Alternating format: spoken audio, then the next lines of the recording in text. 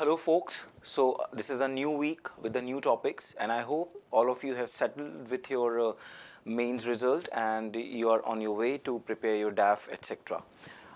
In today's session, I have picked a few topics, starting with why Gandhi matters in troubled world, India and China, because the Tawang issue is very recent. It actually happened on 9th of December.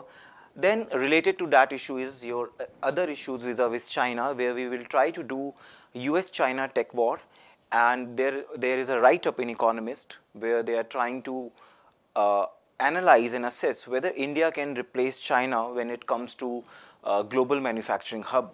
And the last is word of the day, and in that it's linked the question that I raised in my last session, that does Indian Constitution have a gender or not? Okay, starting with why Gandhi matters in the troubled world, and especially this news become important because a bust of MK Gandhi is being installed at the United Nations headquarters. It was done yesterday, and our honorable foreign minister and UN General Secretary were present, and Gandhi always becomes important when it comes to your essay, or for that matter in your general studies also, and especially for political science students. And in this write-up, there is in this context there is a write-up by Gopal Krishna Gandhi in Hindustan Times, where he's trying to bring about 5 troubles that the world is going through. Those troubles are a war between a behemoth of a nuclear state, that is Russia, and a country much smaller, that is Ukraine. And another one is the looming crisis of nuclear warfare. I mean, Russia is very openly hinted that it might use nuclear weapons. So he says that these weapons, with an act of error, terror, or stealth can explode on all of us, and we won't even realize the potential. Another is horrifying possibilities of germ warfare, which we already saw in the form of COVID. Next major issue is cyber terror, which can disable vast sections of human society. And the twin challenges are artificial intelligence and robotic malevolence. And to this, I am adding one more term, which is known as cyber biosecurity, because recently AIMS saw a hack, and so do you know that a lot of our food systems, etc., are dependent on controlled temperature, controlled environment, and especially the food that our soldiers consume in the hard terrain of Himalayas, etc. So there are chances that if the data goes to adversary, they might misuse it, and they might try to hamper the food security of our soldiers in those hard terrains. So the other term is cyber biosecurity. And the last is the climate crisis, that is very likely to see water and food dry up at an unprecedented scale in very near future. And that is why UN Secretary Guterres has said that the world is on a highway to climate hell. So these are the 5 major issues that the world is undergoing as of now, and that's why the bust of Gandhi, when being put up at the UN headquarters, obviously should gain certain limelight. But there is another sculpture which was already there at the UN headquarters. You can see this gun. So this gun is being shown as loaded, but it's being knotted here. So this shows. So the name of this is non-violence. This has been attributed to Gandhi himself, and this was made by Swedish sculptor Carl Fredrik Reuterswärd. And why it's non-violence? Because it's a bronze gun that is cocked, and yet the barrel is tied to knot. Therefore, it cannot shoot. So this shows the power of Gandhi's message of non-violence, that just being powerful is not everything. The greater humanity, the greater civility lies when, despite having power, you do not misuse that kind of power. So in today's world, Gandhi's message is very important in that particular in particular circumstances that the world is undergoing. Also, there is another write-up again in Hindustan Times. It was some 2 months back, where the Gandhi's idea of repentance, Gandhi's idea of forgiving, And Gandhi always believed that to err is human, but not to forgive if somebody is trying to repent is it's the greatest error. So there's a story. There was a client of Gandhi, Parsi Purushottamji, and he used to evade custom duties, and he used to hide all these facts from Gandhi. And what happened at one point of time, he was caught red-handed by British custom officials, and when he came to Gandhi, Gandhi at once said that do go and accept whatever illegal things you had been up to, and so he did the same. And British officials actually did not went ahead with the prosecution. They just levied doubled up penalty on Purushottamji, and that's why he was left scot free after paying and accepting his wrongdoings. So this story shows the Gandhi's idea that how even in Indian administration, when certain corrupt officials want to repent and they want to change the course and they want to come back into the system after accepting their follies, what should be done? What could be the future course of action? Article 311 of the Indian Constitution actually doesn't talk about that a lot, and that's why we see a lot of pendencies of cases goes on, and cases are never resolved, cases are never solved when it comes to the corruption in the bureaucracy. So this idea of Gandhi of repentance and etc. and self-help, change of heart from inside becomes very pertinent in today's world, especially in India when it comes to the concepts of administration and the worldwide also. And keeping in these background in mind, I would like to introduce two concepts of Gandhi's with regard to development and with regard to the relationship between man and nature. These are helixical progress and prakriti. These are two ideas of Gandhi. So Gandhi is sometimes seen as first postmodernist because he is trying to go beyond what modernity tells. Modernism or the Western notion of development only talks about material development, and in fact, but for Gandhi, development is beyond material development. Development should also include human development. Development should also include development of your mind and soul. And Gandhi never saw any competition or difference between man and nature. Western notion always talks about the competition between man and nature and how man can overcome nature. Gandhi always saw this as prakriti, that the prakriti lies in the natural or the original form of nature, where you're not competing with nature, where you're not trying to overcome nature. You are actually living a harmonious life with nature. So that is the Gandhi's notion of prakriti, and this notion has been talked about by the two authors, Donald Worcester and David Hardiman, in their book Gandhi in His Times and Ours. So this is just a reference. If you want to write an essay, if you want to use in that, you may use it. Donald Worcester and David Hardiman. This is Gandhi's idea of prakriti, that you live harmoniously with the nature. You do not try to compete with the nature. And from there only we'll get on to the helixical progress or helixical development model of Gandhi.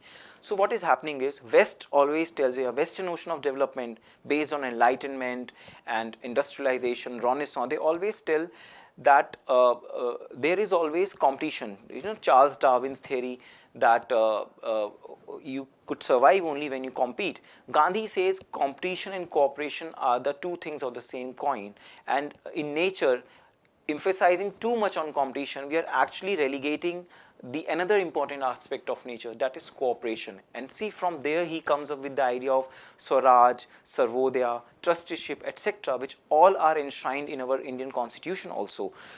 And what is helixical progress model? See, generally West see the model of history or history writing in a linear form, one after the other, one after the other. Even Marxism talks about that only, and they talk about the linear model of history or the linear model of development, like pre-modern, modern, post-modern, etc. And when it comes to East, we generally talk about the cyclical model of development. Look, India also, we see the regressive view of history and development. There was Satyug, then there is Dwapar Yug, then finally we are entered into Kali Yuga, etc. This is a regressive and the cyclical view of history. Gandhi actually combines both the views, and he says, see, till now we are giving too much emphasis to the state or to the wars, etc., or we are showing that we cannot change things. Gandhi says we should actually study the history of societies, and when we'll study the history of society, we'll understand that there is a harmony between man, nature in totality, and that is the helixical model of progress, or helixical model of development, which is not seeing history or development as a linear view or a cyclical view. It's in the form of helix, and it shows the harmony between individuals, between society, between your surroundings and environment, etc. So these two ideas become very important when we are talking about the troubled world. So this is Gandhi for you. Now, moving on, India and China.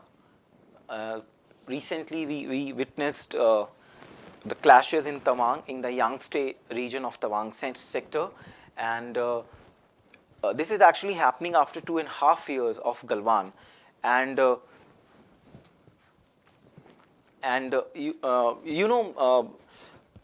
based on these clashes only, there is a debate going on in Parliament, and Minister of Defence, Mr. Rajnath Singh, has actually answered that India was able to secure its territory. But we'll have to go beyond the news, and so Deep Pal, he's a visiting fellow, and he has written in Indian Express that why China is bringing the Tawang issue as of now.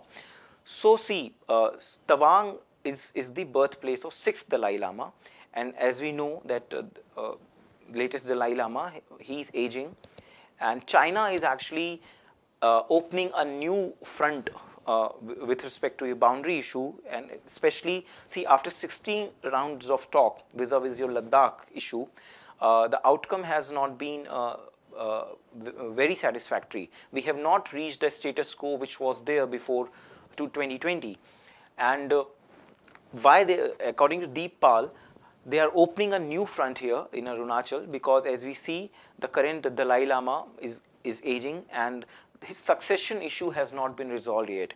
And since Tawang is very important vis-a-vis your issue of succession of Dalai Lama, so China, in bringing this issue, is actually revitalizing the boundary issue, and China has a longer game plan to exert its influence of the incoming succession issue of Dalai Lama. So that's why China is opening this kind of front here.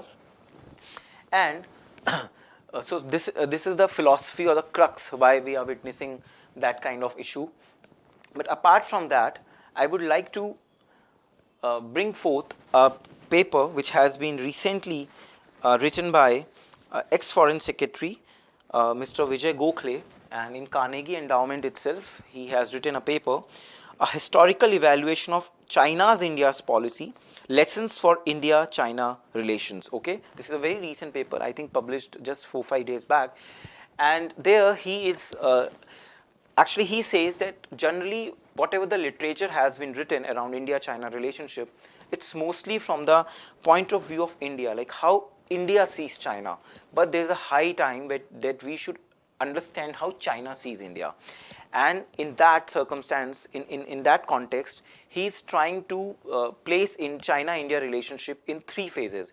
So the very first phase, like from the rise of Mao Zedong to China's foundation of republic, and even in present times also, he says that China actually has seen India through a triangle in the Asian region.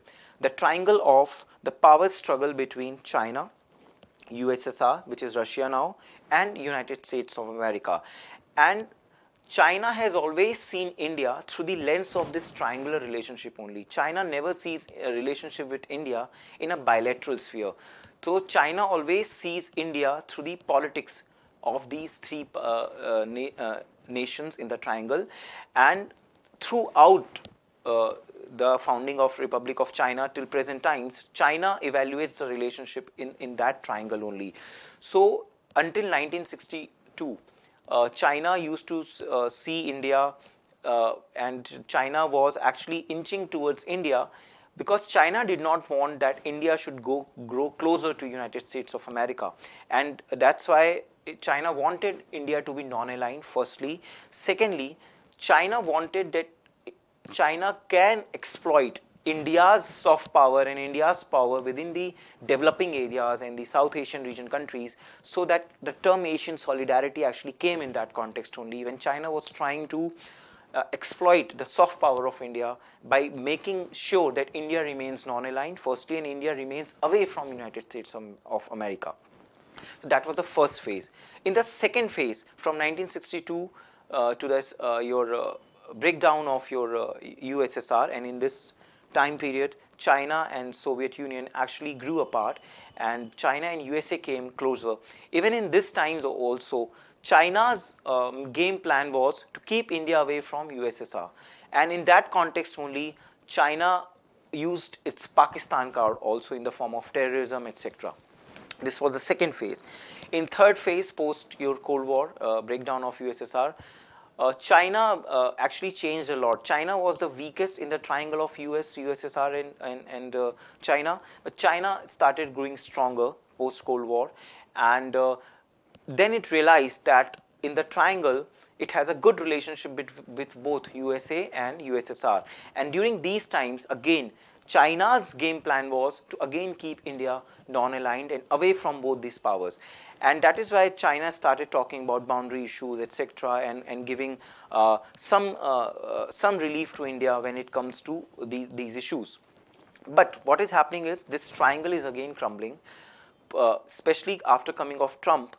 China and USA are growing apart, and that's why China is again trying to show India that you are an inferior power, and through all these skirmishes around the boundaries, these low level skirmishes, China is actually giving a message to India that don't try to involve US, etc., in all these relationships, and China will again try to make sure that India is not able to exert its influence in the region.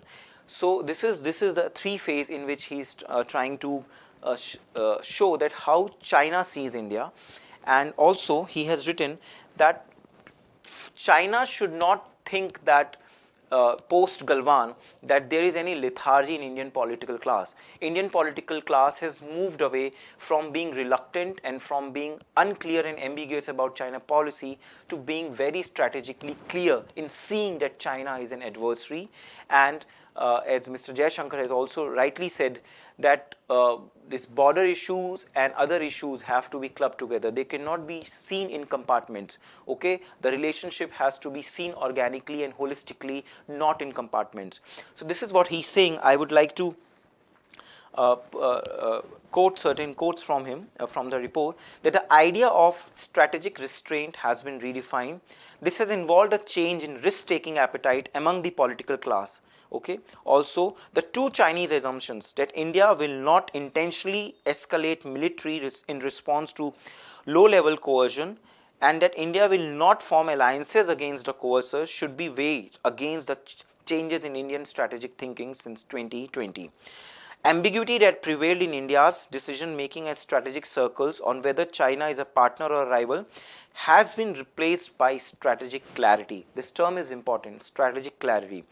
What is strategic clarity? That China's behavior is now perceived as adversarial, and few are willing to give it a benefit of doubt. India is now more willing and committed to enhance military capacity in preparation for the situation of armed coexistence that it expects to prevail along the line of actual control.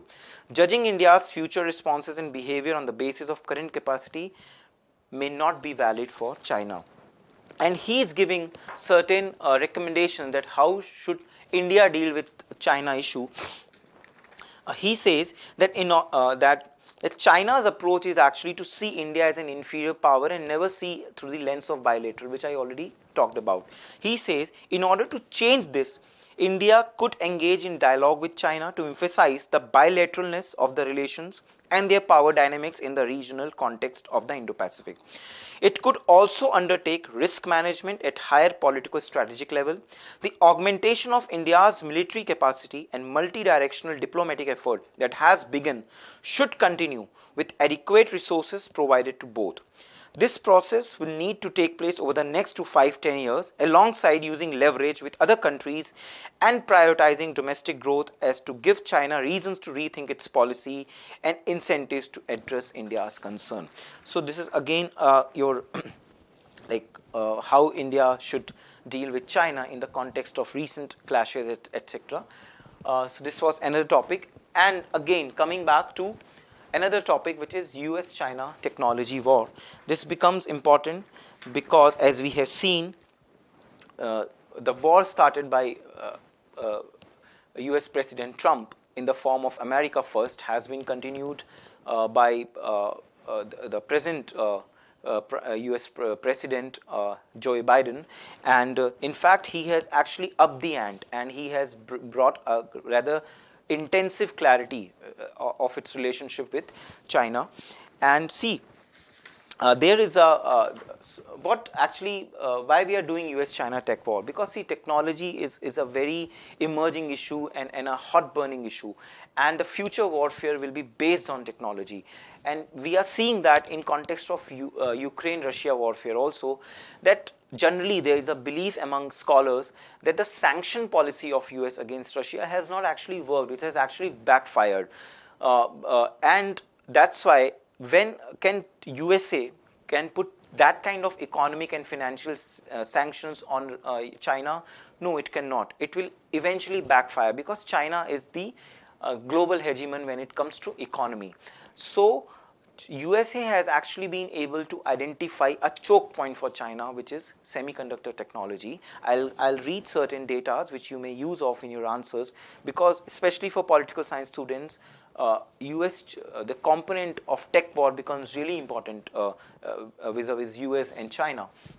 So I'm referring to a book, and this is book by Agatha Di Marias, and she has written a book, Backfire: How Sanctions Reshape the World Against US Interest. And she's analyzing that the present sanction on Russia, are they successful or not? So she says that, see, the goals and objectives of sanctions has actually not been redefined, have not been defined very precisely and very succinctly. So in order to analyze whether sanctions work or not, she says there were three goals of Western sanctions. They are: first, Western countries are trying to send a strong signal of resolve and unity to Kremlin. Second, sanctioning states aim to degrade Russia's ability to wage war. And finally, Western democracies are betting that sanctions will slowly choke Russian economy and particularly country's energy sector. When judged on all these parameters, the sanctions are actually working. But when it comes to China, these sanctions may not work. That's why US is emphasizing more on the technology warfare vis-a-vis China. And here is a fact that I am trying to put forth for you, that in 2016, Chinese leadership announced that it planned to spend $150 billion over 10 years to develop a Chinese semiconductor industry. So this was a clarion call for US policymakers, that if China becomes more advanced, then its weapon systems will also become advanced in comparison to USA. And that is why from there onwards we see rise of Trump, then coming of Joe Biden. They all are continuing with a policy of sanctions against China in technology sphere. So why semiconductor becomes very important. Beijing buys more than $300 billion of foreign-made semiconductors every year, making computer chips China's largest import, far above oil. Also, whatever semiconductor technology is being used around the world, that has a stamp of USA, be it your general supervision, or be it your semiconductor cutting technology, all use US made technology. And although US is not does not own foundries now. The largest foundries are found in your South Korea and Taiwan. South Korea has Samsung, Taiwan has TSMC. But apart from that, in the upper supply chain of semiconductor and the new researches, etc., it all happens in USA. So US is making sure. And see, US microchip firms have a market capitalization today of around $1 trillion. Simply put, United States dominate the field, and Washington knows that it can give a big blow to Beijing in technological ambition. For example, there is a Netherlands ASML company which builds machines capable of carving out microchips, and US administration pressed hard the Dutch government to ensure that it would forbid ASML from working with Chinese companies, and they actually did that. So this is a big worry for China, and that is why China is trying to make full proof that its semiconductor industry is devoid of any US sanctions. And also this is a tech warfare which is going on between US and China. Now coming to my next topic, which is, can India replace China? Why we are talking about that? Because recently a member of parliament raised questions that how Indian economy, despite all the buzz, is not on the right track. And related to that, there has been an article in Economist by our foreign chief economic advisor, Mr. Arvind Subramaniam, another economist, Josh Feldman, and they are actually giving a mixed view regarding can India replace China vis-a-vis manufacturing capacity and all. And they say that there is a genuine concern and there is a genuine excitement vis-a-vis India's role in replacing China. And they quote Nobel laureate Michael Spence, and who said that India is outstanding performer now, and noting that country remains the most preferred investment destination. So this is the kind of excitement that India generates when it comes to, and especially India is G20 president now.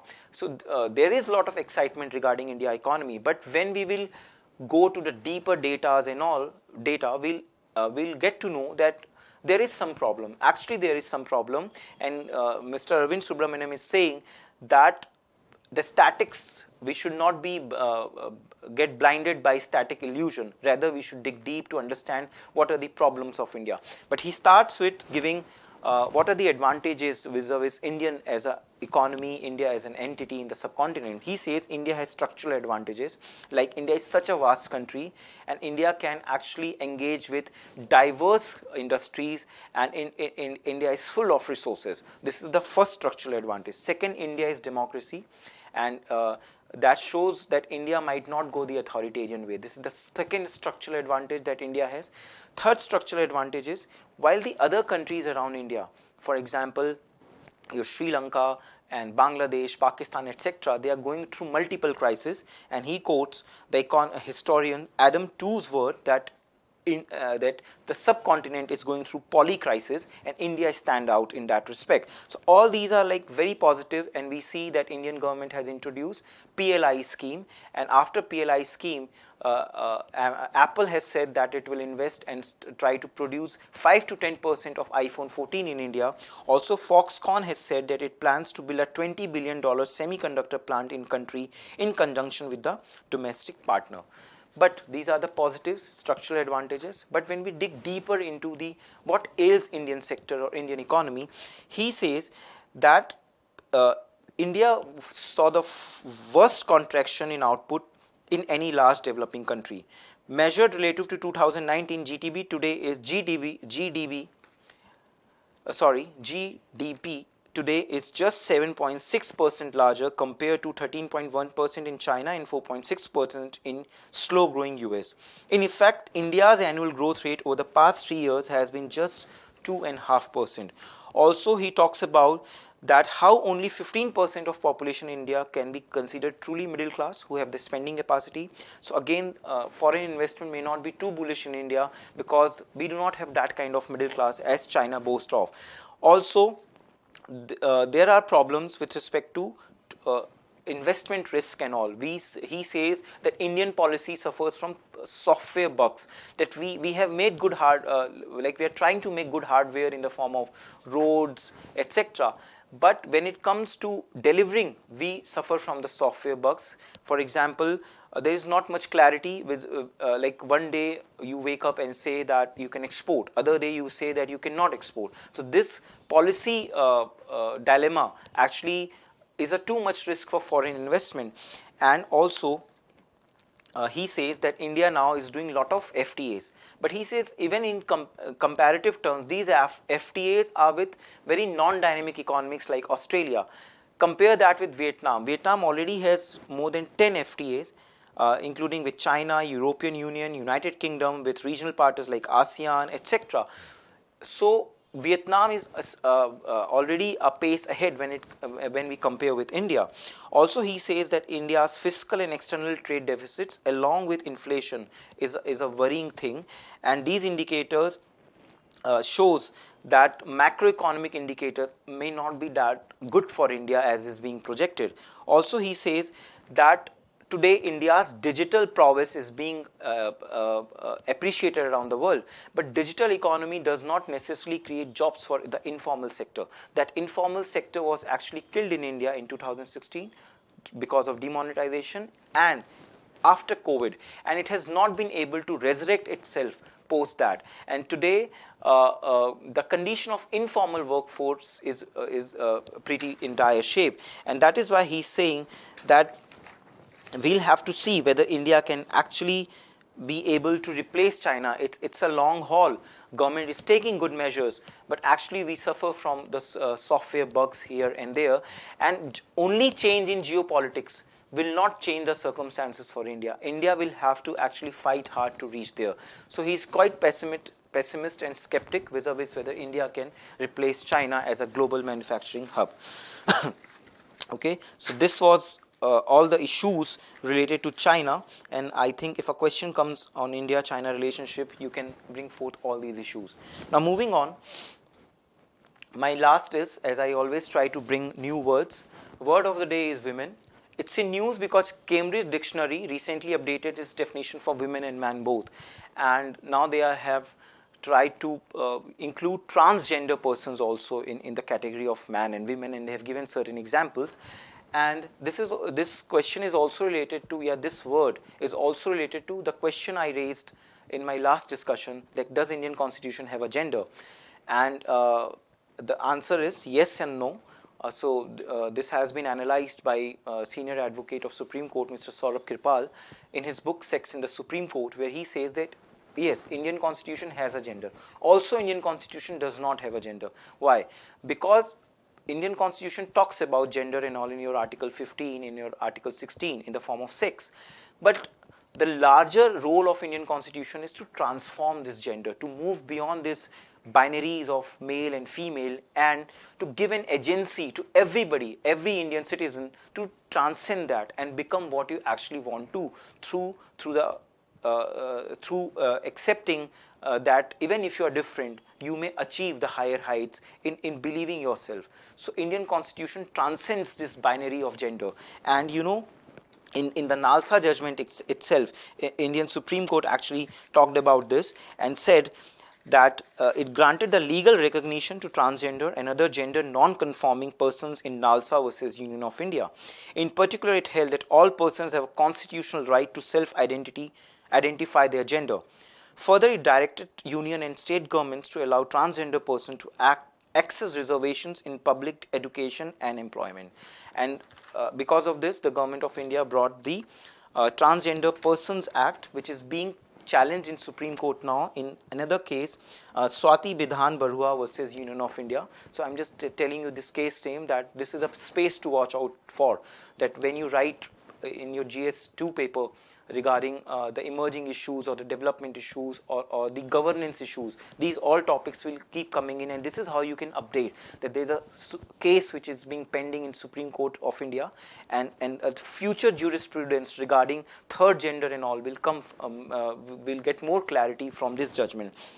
And also I would like to bring forth a point that this gender, this binary is a very Western concept. In Indian Hindu texts especially, they actually identify the Tritiya Prakriti of existence, and there is a book, Tritiya Prakriti, Understanding Homosexuality, Transgender Identity and Intersex Through Hindu Text. It's by A.D. Wilhelm. So he actually says that in India, in ancient times also, we were so forward that we actually identify something beyond male-female binaries, and we went for Tritiya Prakriti or the third a third sex. So this is the new development which I am linking with the term of the day women, that they have included trans person again. And so today we try to discuss some 4-5 topics. I hope they help you in essay also. And from my first discussion onwards, I am emphasizing a lot on technology, and I have given you a lot of fodder around that. You may use all these things in your essay, in your answer. And with this, I end my discussion here. I hope you enjoyed it. Have a good day.